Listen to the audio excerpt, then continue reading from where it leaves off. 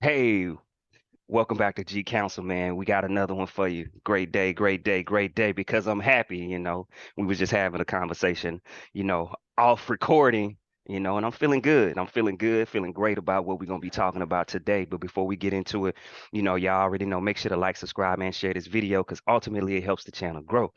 And I'm gonna give you a check-in to go on, subscribe. Thank you. All right, cuz what was going on, man? How was your week today? Was it very eventful? Yeah, no, I had a good week, man. One of the highlights is I made it official. Well, actually, two things. I don't. It's downstairs, but my massage gun came in, so I'm excited about that. I know that's a small thing, but I'm pretty excited about it. Uh, and so I'm gonna be using that in between massages. My wife and I we're gonna be using that. Two is my father-in-law. We officially joined the bowling league, and it's a three-team league where you playing against other people. But my wife, she said she may be down to roll with us, so that'd probably be a little fun, little family thing. Now it's a commitment though, because it's gonna be every Wednesday once it's spin up next month. But pretty excited about that. But yeah, those are the two highlights for my week. I mean, it's many other things, but those are the two things that's just top of mind for me. Had date night as always on Fridays. Definitely gotta keep that going. So that's just a part of what we do. But yeah, outside of that, life is good, man. Getting ready for Paris next week, but we'll talk about that, later. So Okay, yeah. Been a great week for me as well, man. I told you implementing the cold showers, so I've been consistent every day this week. Cold showers. Um I'm kind of enjoying the process. It's funny, man, how over time things change. The first day it was like, what am I doing? I cannot do mm-hmm. this. The second day felt the same. I'm not gonna even lie. But the third day, it was a little bit better. And the fourth day, it was better. Fifth day, you know what I mean? Like, it's like I can do this. Like, it's not that bad. Is it cold? But mentally, my mind, got accepting of the process. And so I'm like, yo, this is what I'm gonna do. I'm gonna take cold showers. And I'm going to, continue to do this. So if people don't understand why I'm doing this, I read because the dopamines in cold showers, they definitely help you start your day. 3 to 4 hours get you up to speed, get you feeling good, ready to tackle the day. And I've heard about, some great people implementing this in their daily routine. So I said, hey, why not me? I'm great too. So yeah, so I've been, doing that. I've been working on some trainings diligently as well too. I did Grant Cardone's Unbreakable. I sat through that for 3 days and it was pretty good just hearing, some of the processes and people hearing their success stories because you want to hear that, right? You want to hear about people's successes. I know I do. I like to hear people going from A to Z and improving their life because that's what I'm all about as well too. So yeah, man. All in all, been a great week. Really enjoyed it. And I'm ready for the coming week as well too. yeah, yep. No, that's big, man. Yeah. Kind of to piggyback on what you were saying about like understanding people's success stories. Like when I looked up certain like billionaires and like multi millionaires and things like that, they study biographies, and they're not studying a biography for like trying to get the game. They're studying the from what I gather, they're studying the biologies to get that energy, like that, and like that encouragement, that like, and there's like a spiritual thing that's happening, like just from just getting inspired, like seeing like someone else did this, they were really successful, maybe not in the same industry. Some people do the same industry too, but like okay, I can do this. Like, and so it's like if you've never read a biography of someone that you admire, you should try it. Like when you read it, like you're like, man, I'm like crazy and inspired right now. Like, and it Mm, just kind of propels you to, keep pressing on. okay. Yeah. And that's typically I love biographies as well. I love studying people. I love I love studying processes. Um it's because it's for me, it's not necessarily the end goal. I like to see what your daily routine is. I like to see how hard you working in that process, right? what is it that you're doing? What are some of the nuances? Like I said, the whole I take a shower every day. Like how strict your process is on a day to day, right? How do you game plan? You know what I'm saying? Like we know Steph Curry is a great shooter, best shooter we ever seen, hands down, not even close, right? But I like to see his warm up. I want to see what he's doing to prepare for that game. I want to see how he's shooting, which is he's taking the same shots, them acrobatic shots that we see him take in the game. He's taking those same shots during warm up. And just to see it, you and I, because you like, this dude can literally shoot and be a high percentage shooter anywhere from half court on. Like, it's ridiculous to watch. And so that's what I like to see. I mean, you know what I mean? Like, I like to envision that. I like to read that and then envision their process of what they're doing to game plan for them to become great. So, yeah, I'm big on that as well too. Yeah, I love processes. Yeah.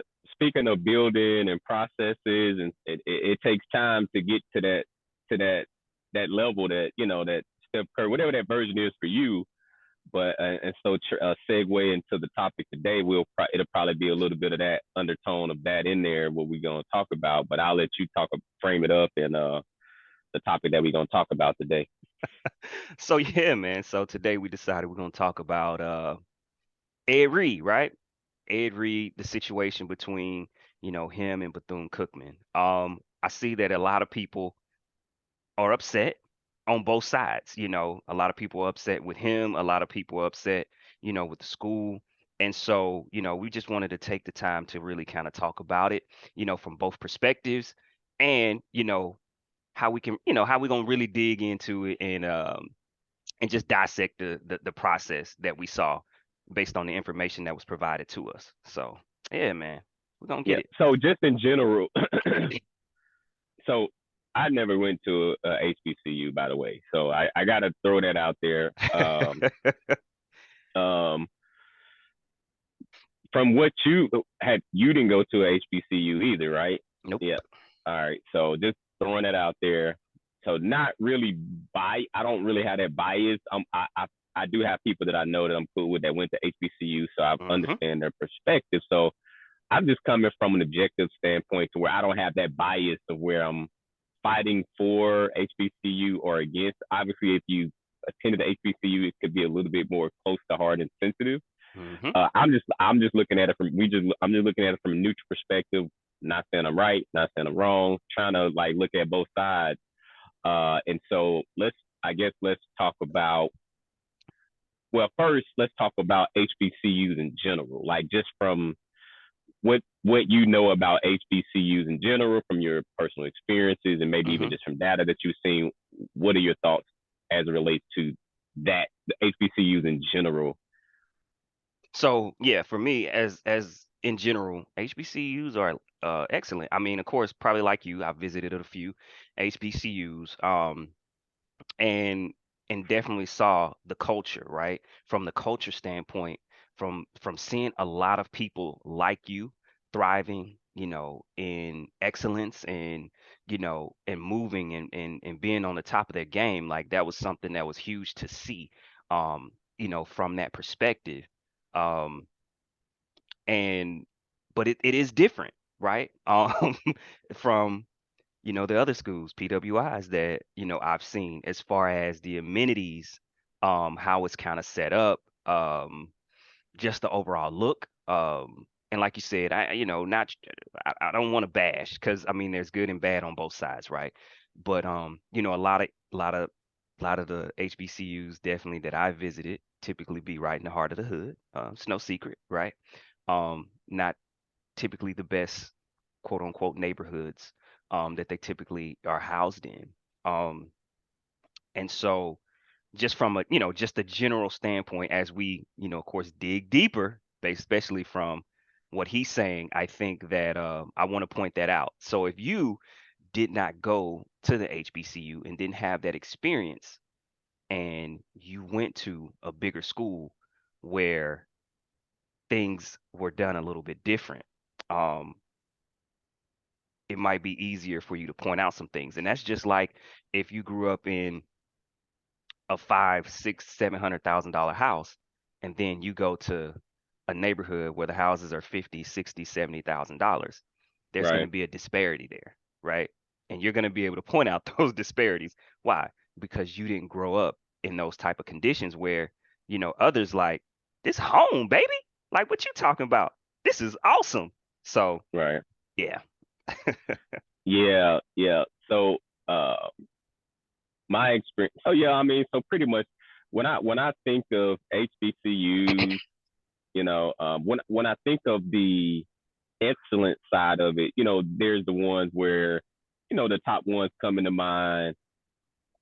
The what is it? The Spellman's, which is for the ladies, and then you got Morehouse, then Hmm. you got some of the other ones. Um, but then there's another undertone of just like party, like just part. Which first I say college in general. Most people, for our culture be looking at it for the most kind of like party. I know even going to you know, I didn't even know what a PWI was until somebody told me what they were. I'm like, why are we using these acronyms? Like, what does it mean? Like, just tell me what it is. So I just college I went to was that, PWI, but man, we party like crazy. But there was a lot of focus.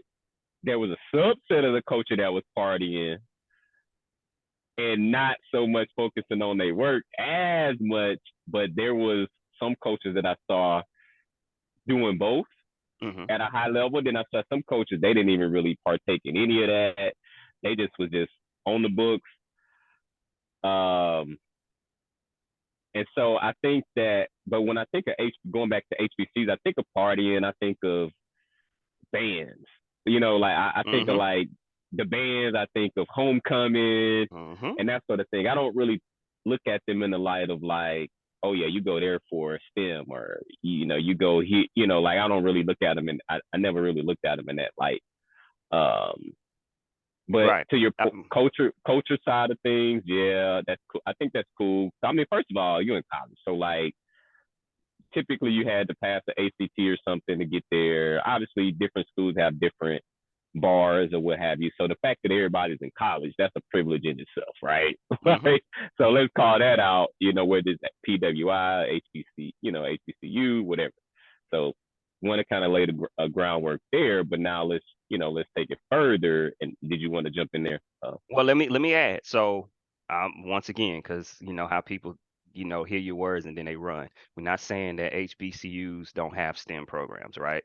Because there are, HBCUs that have great STEM programs. Was just saying we're going off of our thought process, definitely in the beginning, especially coming to the HBCU, the culture and those things.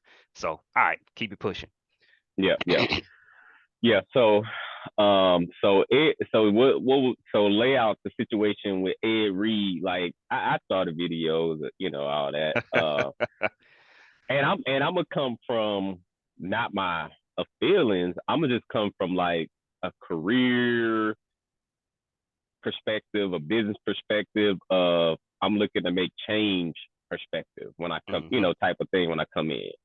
And Right. so lay out the grind. So that's my perspective. Is Hmm. not an emotional one at all. Yeah, mine's not an emotional one at all either. I'm just talking about from the situation at hand, right? So Ed Reed comes in, right? From a professional standpoint, they want him to be the coach. Well, Ed Reed starts working. He starts doing the work without even having a contract yet. Hasn't signed a contract. Of course, Ed Reed is going through the campus and realizing that, hey, this campus is not up to par, right? Now, caveat, Ed Reed went to Miami, one of the best facilities, especially when it comes to sports in the country, right? Power Five, big school, big program, for sports.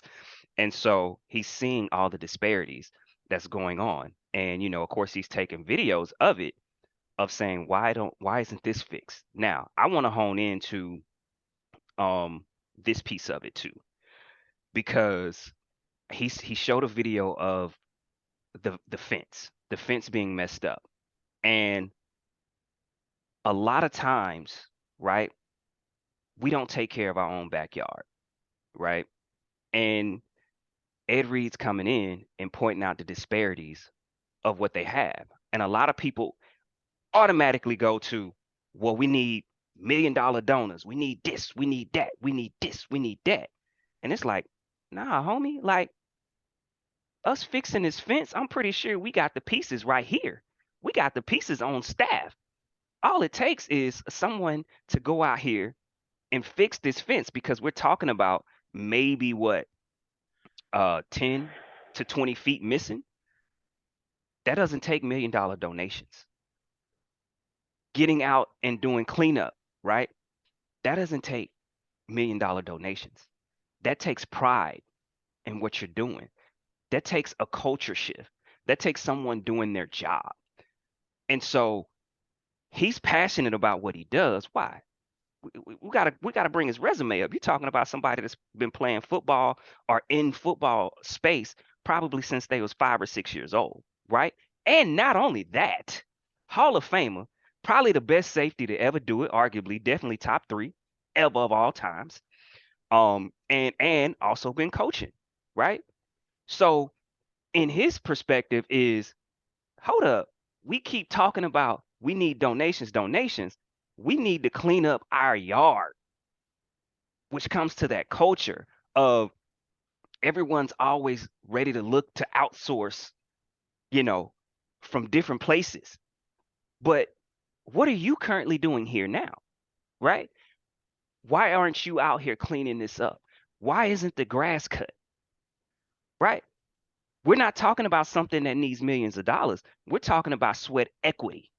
We're talking about people processing and taking pride of where they are and doing the little things to improve where they are.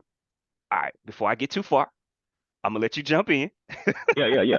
Okay, no, yeah, no. That's I mean that's pretty much what I gathered on where he was coming from. Uh, but I got a question. Hmm. How many jobs have you applied for, whether as an individual contributor or as a director? And you came in with that same energy Hmm. and you started recording stuff. And that happens and that was okay. Hey, never. I'm gonna be fired, bro. I'm gonna be fired. Okay. As a result, Hmm. so I don't disagree. I do think you should have pride. Like I give you an example. We had a pretty, I'm not gonna say it was like super serious, but we had a storm, and this is just a small example. We had a kind of like thunderstorm, like a tornado warning, and so the winds was pretty bad.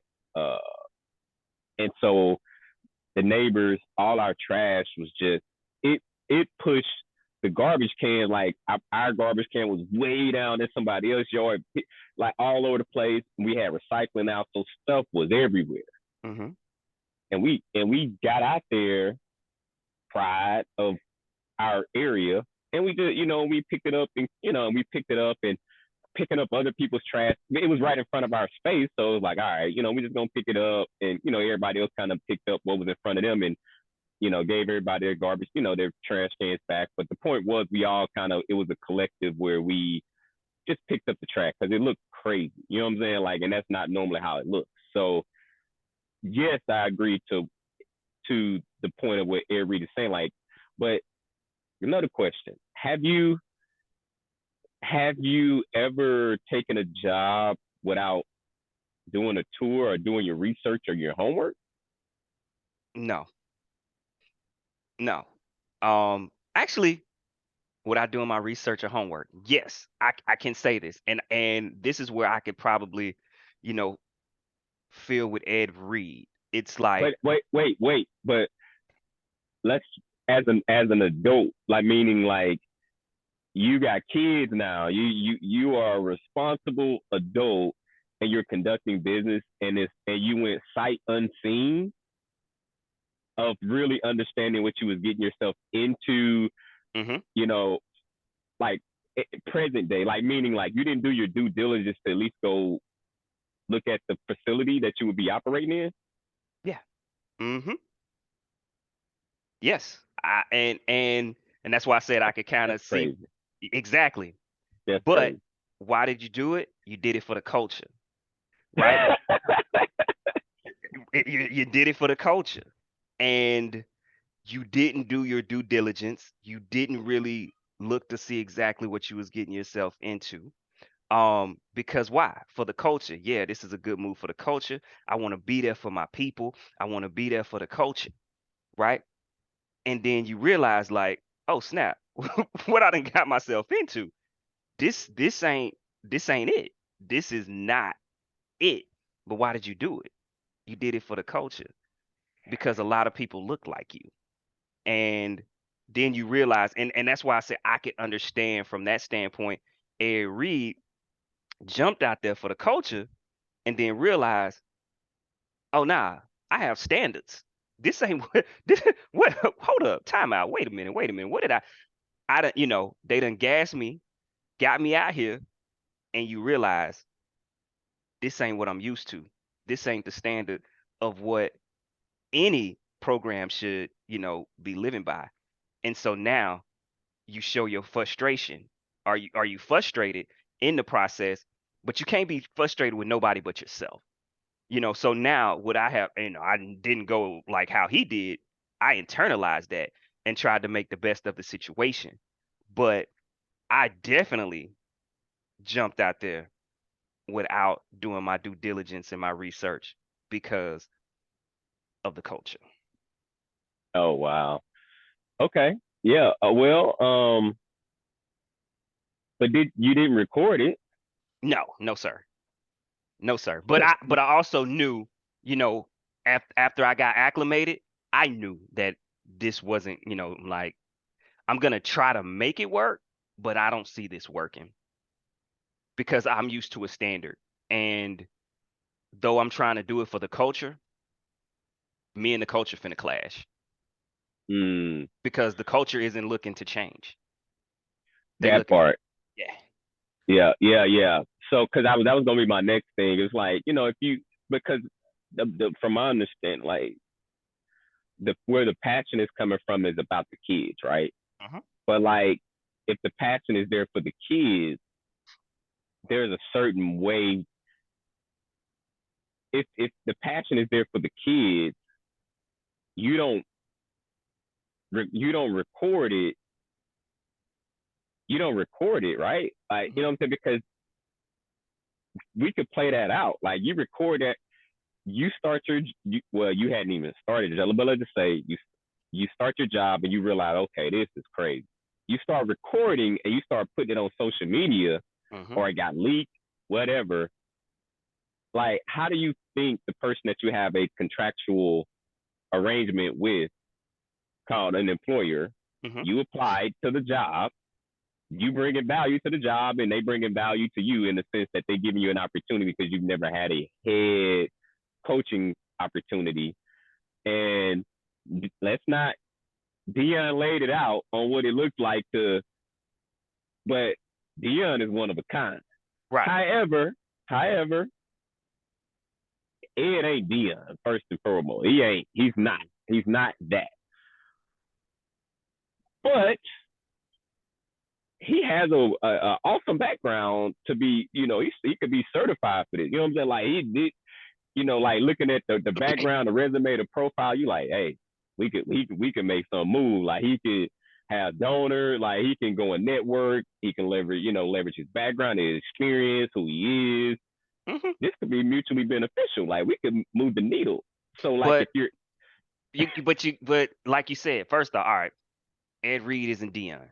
Um, and which is fine. which is fine. And I ain't even talking about from a player standpoint, right? I No, mean, no, because no, no, not that, so I not want no. people to understand we're not talking Yeah, about because no. I mean they're both Hall of Famers, and like I already pointed out, Ed Reed is probably one of the greatest safeties. I mean, he is one of the greatest, and definitely top three. Probably, not Yeah, probably, he's a but beast. ever.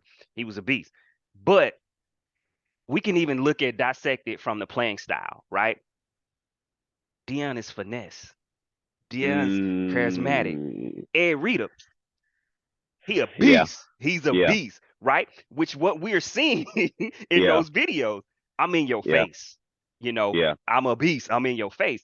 So it's two different styles. And also, Dion, let's keep it a buck too. he had skin in the game. He looking out for his kids, as well too in that process. But Ed had a nephew. I think he had a nephew or somebody that he was bringing with him though. Like he had brought with him. See, A that's the nephew, thing. not your two sons. A nephew, which is different. But then it's like, okay, I'm coming, but you know what? Nah, I'm finna send you right on over here. And so, but Ed Reed, like you said, he can leverage all of this and that, but Ed Reed is not going to he's not going to finesse his way around the situation, which is what we saw. We know Dion processed all that, right? But Dion wasn't finna come out and just be like, yo, this is trash. What Dion do? He put his money where his mouth was. He started improving the facilities. He started getting the sponsorships. He ain't talk about it. He just started working on it.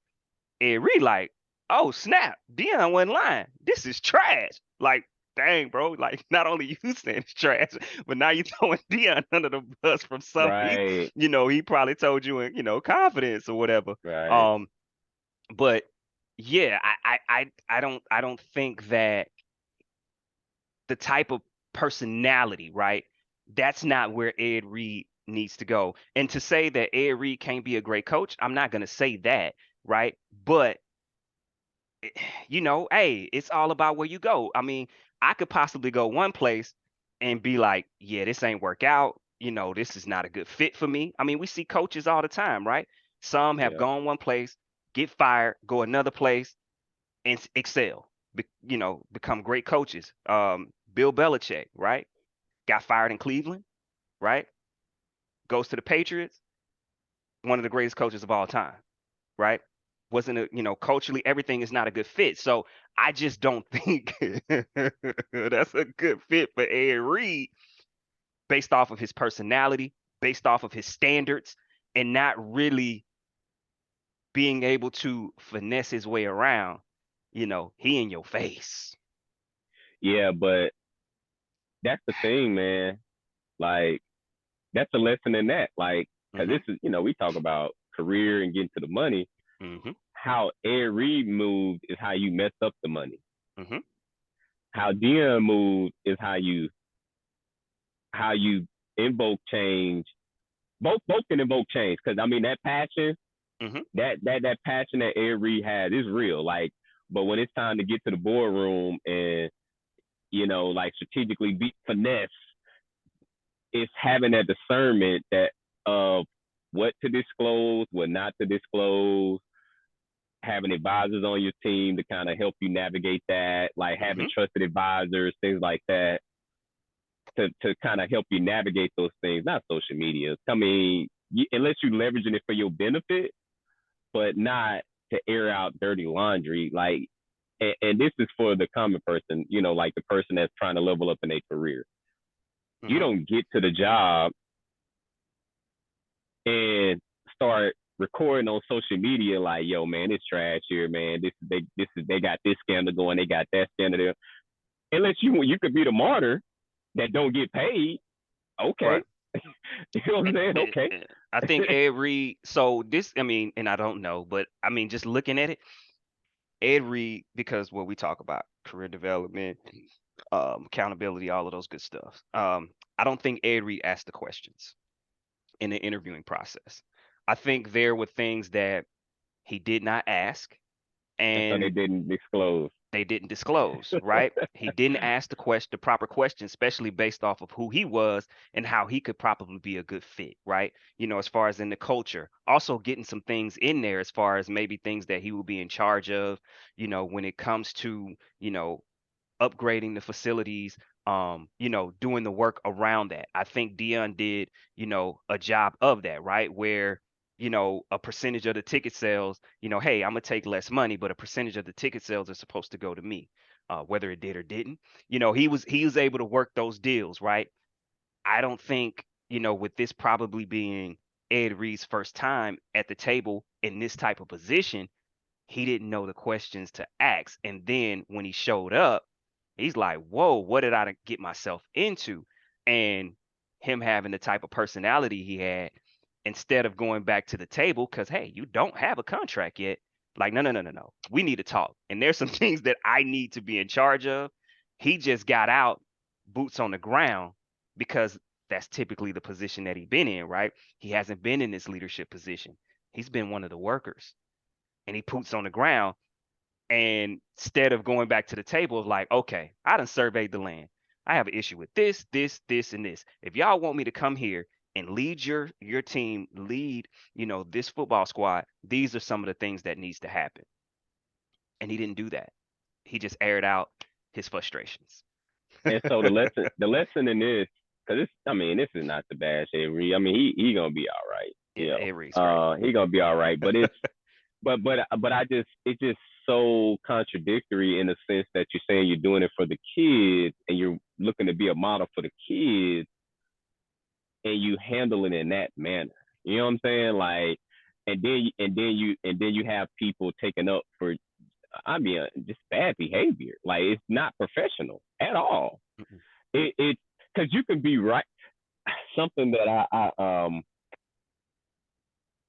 one of my uh it was an executive. He said in the past, and then one of the things he was saying, like, super humble dude. Um, in one of my previous places that I worked at, he was a president. And he said something that always stuck with me. He said, I just, always humble myself because I want to be. What did he tell me? I think he said he wanted to be rich more than he wanted to be right. Like, you know what I'm saying? Like, a lot of times, like, we be just wanting to be right, like, prove our point. You know what I'm saying? And, like, sometimes you got to know, like, you can win the fight, but do you, like, but thinking from a long term perspective, it's okay to lose this battle right here Mm-hmm. if you can win, if it's setting you up to win the war. But that's called playing strategy. Like, playing strategy. Like, I agree, that's trash. What he saw. Like, what we doing? Why ain't nobody picking that up? I agree, but to record it on social media, Right. like, that's not professional. Like, and you No. get and then trying the word, going on campaigns, still talking, but then saying, I still want to work there, but you're not moving as such. You're not moving as such. You Like, you can't can't bash bash. a yeah, you can't bash Like, a company. so put yourself. You are the employee. You are the decision maker. I'm like, yo, I meant, like, yeah, okay, we might have neglected to share some things, or maybe you didn't ask the right questions. We did answer your questions, but I just can't overlook what you just all the stuff that you just been saying about me, and we gonna have a working relationship, like, Right. and I'm gonna hire you, and it's gonna be cool. No, because people hire people that they typically want to work with, and they happen to have the qualifications as well. Like, nobody Right. wants to say that enough, but there's some people that get in the door and they probably shouldn't even be working at that place, but because they are really good people skills, they massage it, and sometimes the person come up to speed with the skill set, and sometimes they have no business being in those positions. But at the end of the day, you work with people who you like and who you want to be around you. Now, obviously, you don't want to lower the bar, but let's be clear. One of those indicators that can I see myself working with this person on a day to day? Can you imagine? Would you work with someone like Ed Reed based on what you saw? No. And that's because, like you just said, that's the situation at hand. You know, was Ed Reed wrong? No, he was wrong how he handled the situation. How he should have definitely handled the situation was he should have took those videos, but he should have took it back to the board. And Correct. he should have had those conversations with the board of, okay, I've accepted this job, but in these current conditions, I'm not going to be able to execute properly. So what are we going to do to improve these conditions? This is what he should have done. That's how he should have handled it. Instead And of then negotiating the roles, responsibility, because Dion's scenario might have been different because he negotiated certain things to where he can have free reign to make things happen.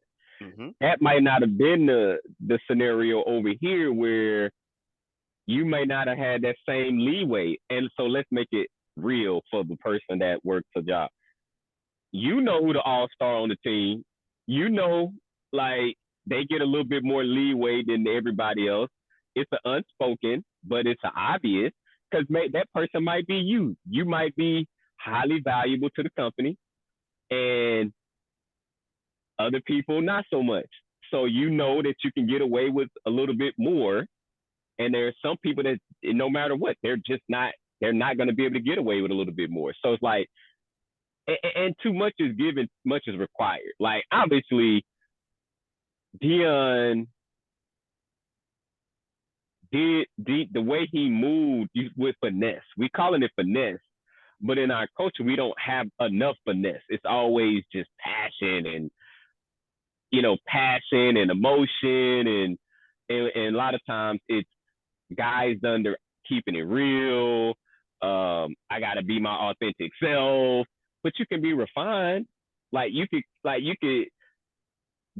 get some coaching to learn the finesse part because you ain't at home. Like if you're in the arena and playing with the big boys, you got to move accordingly. There's rules to the game, and a lot of times we don't want to follow the rules, and we just want to make up our own rules. And it's not going to work. It's never going to work. It's never Mm-mm. going to work. Nah. And I It's know that might make some people feel some type of way, but like I try to recruit to HBCUs, like and try to be strategic and just find ways to get them into the diversity, but like, and it's not an HBCU thing. I have to go back to like the lack of exposure. Like, I see a difference in how people move culturally sometimes, and I'm like, man, a lot of things that we complain about are within our control sometimes, and it's like we give our power away on folk and controlling the controllables. And one of the controllables is how you act from a professional perspective. Now we're not perfect, and so like it could be a teachable learning lesson, but like you gotta be professional. Like when you navigating in the business world, like it doesn't mean that you're not being yourself or being fake and all that stuff. It does not mean that. Like there's a certain standard. You mentioned standards, right? Like Power Five, Miami, come from a certain pedigree, like certain standards. Like you can't put the helmet on and run over everything. Like this ain't football. This ain't a contact. It's a contact sport in a different way, but it's your intellect. It's how you articulate yourself. Are you a good communicator? Are you a great negotiator? And if you don't know, pull people in that can help while you're in those negotiations. Have somebody in your ear that's helping you strategize, that's helping you negotiate it. You're at the table, but they're in your ear, like you collecting the information. You going back, hey, look, this is what it is. Like this is what it is. And they're like, okay, bet this. You need to say this. You need to negotiate this. You need to talk about this. You can be flexible here, and then you go back and execute the play. And like that segue. That's why we're talking about careers. Same thing. Like when if you negotiate an offer, hit us up. If you're trying to figure out why you stalling and you can't and you can't get past your interviews, hit us up. It might be something that you're doing wrong, and it's just the smallest little tweaks, right. and so I'll kick it over to you, but I wanted to segue it and kind of bring it full circle